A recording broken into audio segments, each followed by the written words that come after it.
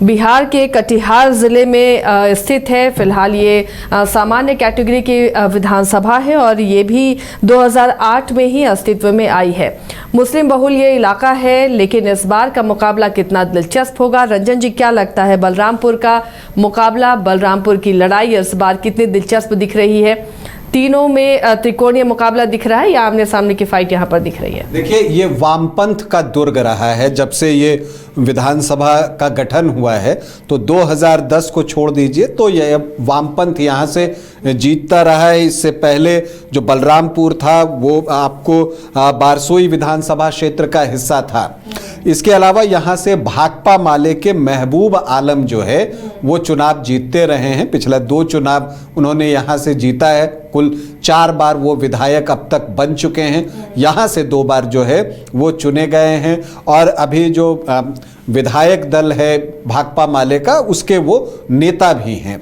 सरल जीवन है, सादा जीवन है और लोग इसी वजह से उनको पसंद करते हैं। और आप देखिएगा कि उनको वोट भी यहाँ पर अच्छा खासा जो है वो मिलता रहा है। 2020 में उनको 51% वोट मिले थे, लेकिन 2025 में बहुत बड़ा बदलाव आया है और बदलाव ये आया है कि यहाँ AIMIM जो है पूरी ताकत से लड़ रहा है। तो क्या वो फिर ये माले वाला वोट काट पाएगा AIMIM, क्योंकि उसके भी वोटर मुस्लिम वोट को वो भी साधेगा?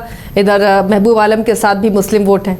देखिए, जो कैडर वोट है लेफ्ट का वो कहीं शिफ्ट नहीं होगा। खास करके जो भी कैडर बेस्ड पार्टियां होती हैं, चाहे आप लेफ्ट की बात कर लीजिए या बीजेपी भी है, हाँ। जो वोट उनको जाता है वो जाता है।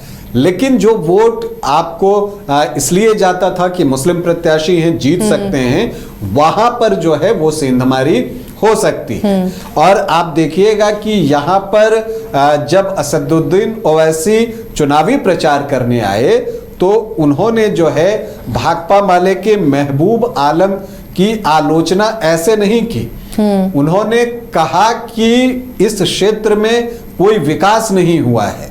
पूछने लगे बिजली आती है, और फिर जब सामने से रिस्पांस आता है तो कहते हैं बताइए, जिसने बिजली नहीं दी उसको आपने अपना महबूब बनाकर रखा है।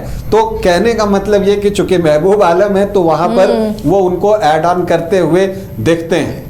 फिर वहां से जब वो आगे बढ़ते हैं तो वो NDA पर बरसते हैं, बीजेपी पर बरसते हैं, नरेंद्र मोदी की सरकार पर जो है वो बरसते हैं और फिर वहां पर बीजेपी के प्रति हमलावर रहते हैं। चूंकि देखिए, सीमांचल में चाहे महागठबंधन हो चाहे असदुद्दीन ओवैसी हो, वोट बीजेपी के विरोध के जरिए ज्यादा आसानी से आता है।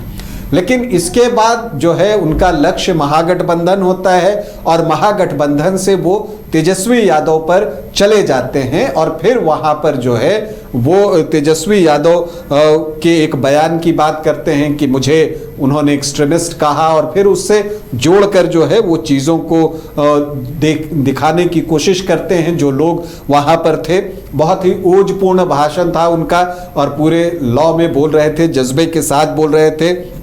और उन्होंने जो है लोगों से पूछा कि क्या आप मोदी, तेजस्वी, अमित शाह, नीतीश कुमार को जवाब देंगे? तो वो सिर्फ NDA से जवाब नहीं मांग रहे, वो तेजस्वी यादव को भी उसमें शामिल करते हैं, क्योंकि वैसे भी यहाँ पर जो उनका मुकाबला है वो आपको भाकपा माले के कैंडिडेट से ही है।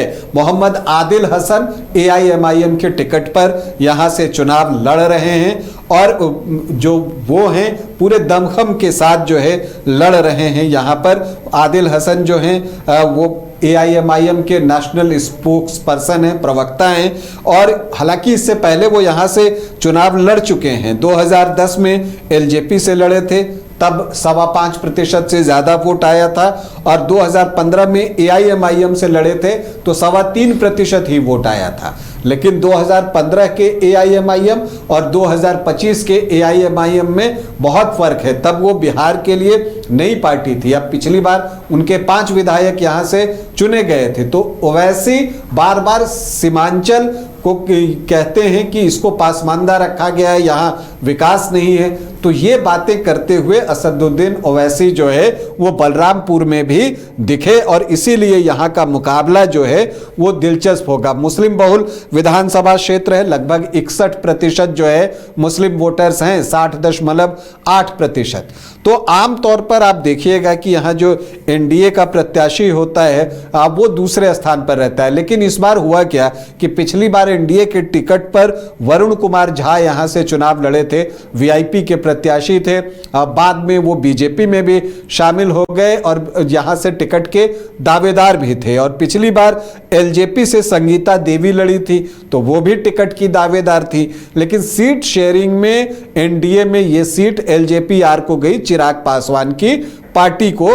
तो उन्होंने संगीता देवी को चुनावी मैदान में उतारा और यह बात वरुण कुमार झा को पसंद नहीं आई और वो यहां से निर्दलीय चुनावी मैदान में उतर गए। तो यहां पर एनडीए के वोटों में एक बंटवारा देखने को मिल सकता है, ये दिख रहा है। इसके अलावा जनसुराज ने अशाब आलम को यहां से अपना प्रत्याशी बनाया है। पीपुल्स पार्टी प्लूरल्स पार्टी ने भी यहां से शाहिद शेख को जो है अपना प्रत्याशी बनाया है। बीएसपी की प्रिया कुमारी राय हैं। कई कैंडिडेट हैं, मुस्लिम कैंडिडेट यहां पर ज्यादा हैं क्योंकि मुस्लिम बहुल विधानसभा क्षेत्र है। लेकिन अब ये जो है महबूब आलम के लिए असली परीक्षा है। देखिए उनकी जो सादगी है उसके लिए लोग उन्हें पसंद करते हैं, लेकिन एआईएमआईएम जो है सीमांचल में एक फोर्स के तौर पर उभरती हुई दिख रही है। तो ऐसे में जो है जो मुस्लिम वोटर्स हैं वो किसकी तरफ ज्यादा जाते हैं इस पर बहुत कुछ निर्भर करेगा बलरामपुर का जो परिणाम है। क्योंकि बाकी अगर आप जातीय समीकरण की बात कीजिए तो एससी 7.1%, एसटी 1.63%, बाकी आप देखिए तो यादव हैं थोड़े, राजपूत भूमिहार ब्राह्मण मिला के 1.5% के आसपास होंगे, कोयरी कुर्मी 1.25% के आसपास होंगे। तो यहां पर जो पहले वोटिंग का ट्रेंड रहा था कि एक पोलराइज्ड वोटिंग होता था, एक तरफ जो है ये 61% वोट होता था, दूसरी तरफ 39% में कुछ बंटवारा होता था। तो वो 25-26% वोट जो है एक कैंडिडेट को जो कि एनडीए से चुनाव लड़ते थे उनको आ जाता था। सिर्फ 2010 में जब वोटों का बंटवारा हो गया और उसमें मुस्लिम वोटों का ज्यादा बंटवारा हुआ तो उस समय जो है दुलाल चंद गोस्वामी यहां से चुनाव लड़े थे और वो निर्दलीय यहां से 2704 वोटों से जीते थे।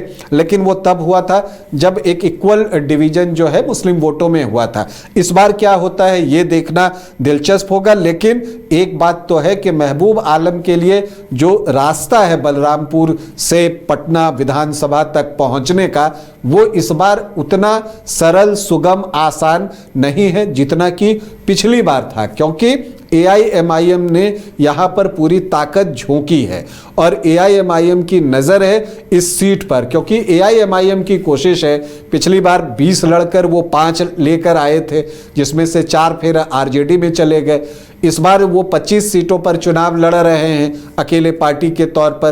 तो उनकी कोशिश है कि डबल डिजिट तक किसी तरह से पहुंच जाएं, नहीं तो 8 तो कम से कम वो जरूर चाहेंगे। तो ऐसी परिस्थिति में बलरामपुर एक वो सीट है और यहां का जो एक समीकरण है वो ऐसा है कि यहां पर एआईएमआईएम अपने लिए संभावनाएं देख रहा है। तो इसीलिए बलरामपुर में इस बार जो है एक दिलचस्प मुकाबला भाकपा माले और एआईएमआईएम के बीच भी होगा। हालांकि एनडीए की संगीता देवी, चिराग पासवान भी उनके लिए सभा करने गए थे, अच्छी भीड़ जुटी थी। लेकिन वरुण कुमार झा उनका कितना नुकसान करते हैं इसी पर डिपेंड करेगा कि संगीता देवी जो है मुकाबले को त्रिकोणीय बना पाती हैं या नहीं बना पाती हैं। तो बलरामपुर में एक दिलचस्प चुनाव इस बार होने जा रहा है।